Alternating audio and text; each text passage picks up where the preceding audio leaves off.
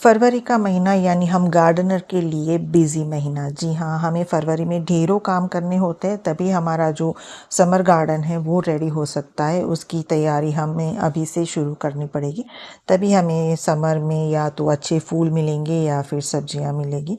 तो कुछ ऐसे काम होते हैं जिससे हमें फ़रवरी ख़त्म होने से पहले कर लेनी चाहिए, या फिर ज़्यादा से ज़्यादा आप मार्च के पहले हफ्ते में आप ख़त्म कर लीजिए। उसके बाद आप ये काम करोगे तो उसका कोई फ़ायदा आपके गार्डन को नहीं होगा। तो वो कौन कौन से काम हैं जिससे हमें फरवरी में कर लेना चाहिए, आज की वीडियो इसी के बारे में। तो हेलो फ्रेंड्स, मैं रश्मि स्वागत करती हूँ आप सबका निर्मिस गार्डन में। सबसे पहला काम जो हमें करना है वो है हमारे कंटेनर है या फिर जो पॉट है उसे गर्मियों के लिए रेडी करना। तो उसके लिए जितनी भी सर्दियों वाली सब्जी है धीरे धीरे उसको हार्वेस्ट कर लीजिए, और जैसे जैसे आप उसे निकालते जा रहे हो उस तरह से आप उसकी मिट्टी को धूप दिखा दीजिए, ताकि जो मिट्टी है वो स्टरिलाइज हो जाए।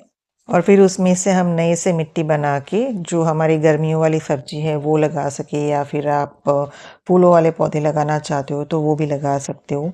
फिर अगर आपके पास इस तरह से बड़ी वाली ग्रो बैग हो और उसमें एक दो पौधे ही बचे हुए हैं तो उसे आप हटा दीजिए, ताकि उसकी मिट्टी आप नए सिरे से तैयार कर सकें और उसमें गर्मियों वाली सब्जी लगा सकें। क्योंकि अब जो ये सर्दियों वाली सब्जी है वो आपको अच्छा रिज़ल्ट देगी नहीं, तो इसे निकाल देना ही बेहतर रहेगा। फिर इस वक्त दूसरा जो इम्पोर्टेंट काम होता है वो है हमारे जो परमानेंट पौधे होते हैं उसकी प्रूनिंग करना। आप देख सकते हो आपके पौधे भी इसी तरह से ब्रांचेस उसकी लंबी लंबी हो गई होगी, तो उसे आप कट कर दीजिए, ताकि वो पौधा है वो घना हो जाए और नीचे से भी सुंदर लगे। जो आपको अभी ब्रांचेस लंबी लंबी दिख रही है, तो आप अगर इस वक्त हार्ड प्रूनिंग कर देंगे उसकी, तो फिर जब इसकी ग्रोथ स्टार्ट होगी तो नीचे से ग्रोथ स्टार्ट होगी और हमारा जो पौधा है वो घना हो जाएगा। इस वक्त आप सभी आपके जो पेरिनियल प्लांट है, परमानेंट प्लांट है, उसकी आप प्रूनिंग कर सकते हो। चाहे सॉफ्ट प्रूनिंग कीजिए या फिर हार्ड प्रूनिंग भी आप इस वक्त कर सकते हो। इस वक्त एडेनियम की भी आप हार्ड प्रूनिंग कर दीजिए, उसकी रिपोर्टिंग कर दीजिए। गुड़हल की कटिंग कर सकते हो, अपराजिता की कटिंग कर सकते हो, मोगरे की कटिंग कर सकते हो। इस वक्त सारे के सारे आपके जितने भी परमानेंट प्लांट हैं उन सब की आप प्रूनिंग कर सकते हो। और प्रूनिंग करने के बाद जितनी भी कटिंग निकलती है उसको आप दोबारा ग्रो भी कर सकते हो। इस वक्त कटिंग भी बहुत आसानी से लग जाती है, या फिर उसे आप अपने कंपोस्ट बिन में भी डाल सकते हो। जितना भी गीला कचरा आपके गार्डन में से निकलता है, जैसे ये सब्जियों के पत्ते हैं, ये सारा कचरा जो गार्डन में से ही निकलता है, उन सबको हमें इस वक्त कंपोस्ट बिन में डालना चाहिए। क्योंकि अभी कंपोस्टिंग बहुत तेज़ी से होगी, जैसे जैसे गर्मी बढ़ेगी तो कंपोस्टिंग भी हमारी तेज़ी से होगी। और अगर आप कंपोस्टिंग नहीं करना चाहते हो तो मैंने अभी एक वीडियो डाला है कि हम अपना गीला कचरा और सूखा कचरा कैसे मैनेज कर सकते हैं, ताकि हमारा जो भी किचन वेस्ट है और गार्डन वेस्ट है वो हम अच्छे से अपने गार्डन में यूज़ कर सकें। तो उसे कैसे यूज़ करना है आप जाके देखिए कि अगर आप कंपोस्टिंग करना नहीं चाहते हो फिर भी हम घर पे ही अच्छी किचन कंपोस्ट कैसे बना सकते हैं, उसकी वीडियो की लिंक भी मैं डिस्क्रिप्शन में दे दूँगी। उसके बाद आप अपने सभी पौधे जो कि रूट बाउंड हो चुके हैं या फिर जिसे बड़े गमले की ज़रूरत है उसे आप रिपोर्ट कर सकते हो।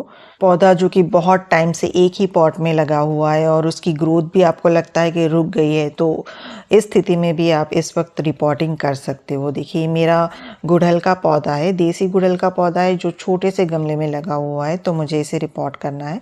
तो इस तरह आप किसी भी पेरिनियल प्लांट की इस वक्त आप रिपोर्टिंग कर सकते हो, चाहे प्लांट बड़ा हो या छोटा हो।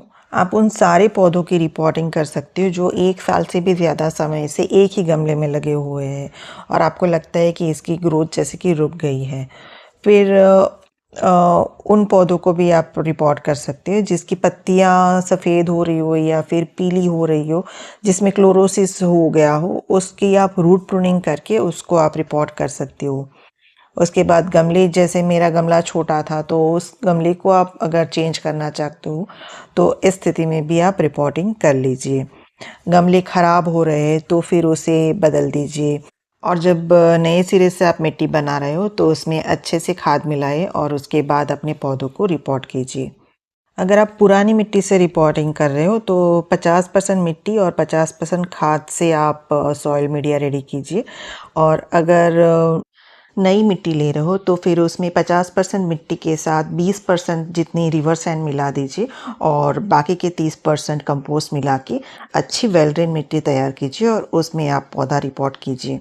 और जब भी आप रिपोर्टिंग करें तो याद रखिए कि उसे शाम के वक्त कीजिए ताकि जो आपका पौधा है उसे पूरी रात का टाइम मिले तो वो ज़्यादा स्ट्रेस में नहीं आएगा और आपका पौधा अच्छे से हेल्दी से ग्रो करेगा। और रिपोर्टिंग के बाद 2 दिन के लिए उसे शेड में रखिए। उसके बाद जिसकी रिपोर्टिंग नहीं करनी है उस गमले को आप उसमें अगर खरपतवार उगाए हैं, वीड्स है सारे, तो उन सबको निकाल दीजिए और अपने सारे गमलों को साफ़ कर दीजिए। क्योंकि इस वक्त हमारे जितने भी पेरिनियल प्लांट है, परमानेंट प्लांट है, उन सब में हमें अब इस वक्त खाद देना है। इसलिए जितने भी परमानेंट प्लांट होते हैं उसकी हमें साफ़ सफाई करनी पड़ती है ताकि हम अच्छे से उसमें खाद दे सकें। और जब हम इसमें खाद देंगे तो अगर उसमें खरपतवार होगी तो वो सारा न्यूट्रिशन वही ले लेंगे तो हमारे पौधों को अच्छे से न्यूट्रिशन नहीं मिलेगा। इसी वजह से हमें अच्छे से गुड़ाई करके हमारे सारे पौधों को सारे गमलों को रेडी करना पड़ेगा और उसके बाद हम इसमें फर्टिलाइज़र ऐड करेंगे। और इस वक्त जब हम इसमें खाद देंगे तो अच्छे से देंगे क्योंकि ये जो सारे परमानेंट पौधे थे वो सारे अभी डोरमेंट थे, तो अब इसका ग्रोइंग पीरियड स्टार्ट होगा, तो इसलिए हमें इसमें अभी अच्छे से खाद देनी है। तो जितने भी परमानेंट प्लांट होते हैं उसके लिए बेस्ट फर्टिलाइज़र होता है जिसमें नाइट्रोजन की मात्रा ज़्यादा हो, जैसे कि वर्मी कंपोस्ट है या फिर गोबर की खाद है, उसके साथ थोड़ी सी नीम खली मिलाए और थोड़ा सा बोन मिल मिलाए। इन तीनों चीज़ों को अच्छी तरह से मिक्स करके आप अपने सारे परमानेंट पौधे में दे दीजिए। आपका जो पौधा है वो बहुत अच्छी तरह से आपको फूल भी देगा और ग्रोथ भी अच्छी होगी। फर्टिलाइज़र मिलाने का तरीका मैंने आपसे बहुत बार शेयर किया है कि जब भी फर्टिलाइज़र मिलाना हो उससे 1 या 2 दिन पहले आप पानी रोक दीजिए, उसके बाद उसकी हल्की हल्की गुड़ाई कीजिए और चारों तरफ से आप फर्टिलाइज़र ऐड कीजिए और उसके ऊपर फिर से मिट्टी भर दीजिए। इस तरह से सॉलिड खाद मिलाने के बाद हर 15 दिन में एक बार किसी भी लिक्विड फर्टिलाइज़र का आप यूज़ कर सकते हो, जैसे बनाना पिल फर्टिलाइज़र है, उसके बाद 15 दिन के बाद अनियन पिल फर्टिलाइज़र दे दीजिए, उसके बाद 15 दिन के बाद आप टी कंपोस्ट दे दीजिए। इस तरह से आप अपने पौधों को खाद दे सकते हो। उसके बाद अगला जो काम है, जैसे जैसे आपकी ग्रो बैग या गमले खाली होते जा रहे, उसे आप निकाल लीजिए, खाली कर लीजिए, उसे धूप में अच्छे से सुखा लीजिए और उसके बाद जो भी आपको सब्जियों वाले पौधे लगाने हैं या फिर सब्जियों के बीज लगाने हैं उन सबको आप इस वक्त बो दीजिए। जितने भी बीज आप लगाना चाहते हो इस वक्त आप उसको बो दीजिए ताकि अच्छे से आपके जो पौधे हैं वो जर्मिनेट हो जाए और टाइम से आपको सब्जी दे सके। ये मैं भिंडी के बीज लगा रही हूँ। इसके अलावा आप इस वक्त मिर्च है, टमाटर है, कद्दू है, लौकी है, तोरई है, करेला है, बैंगन है, इन सारी सब्जियों के बीज भी लगा सकते हो। अगर आप जानना चाहते हो कि कौन कौन से सब्जी लगा सकते हो तो रिसेंटली मैंने ये वीडियो अपलोड किया है, आप जाके देख लीजिए, मैं डिस्क्रिप्शन में उसका भी लिंक दे दूँगी। इसके अलावा इस वक्त आप अपने पूरे गार्डन की अच्छी तरह से साफ़ सफाई करें।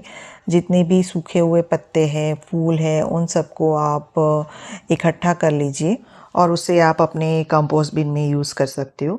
अगर आप कंपोस्ट नहीं बनाना चाहते हो तो भी आप ये जो सूखी पत्तियां हैं, सूखे फूल है, सूखी टहनियाँ हैं, उन सभी चीज़ों को इकट्ठा कीजिए क्योंकि जब तेज़ गर्मी होगी तब हमारी जो मिट्टी है उसमें मॉइस्चर बनाने के लिए उसे आप एज अ मल्चिंग यूज़ कर सकते हो।